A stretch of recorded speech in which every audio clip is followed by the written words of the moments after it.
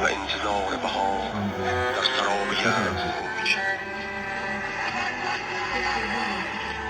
اگر شهید نباشد یاد خورشید حق در غروب قهر فراموش می‌گردد و شیطان جاودانه کره زمین را تسخیر می‌کند.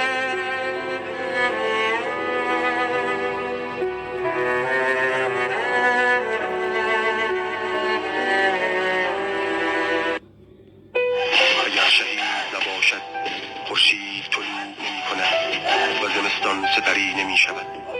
اگر شهید نباشد چشمه‌های اشک می‌خشکد، قلب‌ها سنگ می‌شود و دیگر نمی‌شکند و سرنوشت انسان به شب تاریک شقاوت و زمستان سرد قساوت انتها می‌گیرد و امید صبح و انتظار بهار در سراب یأس گم می‌شود.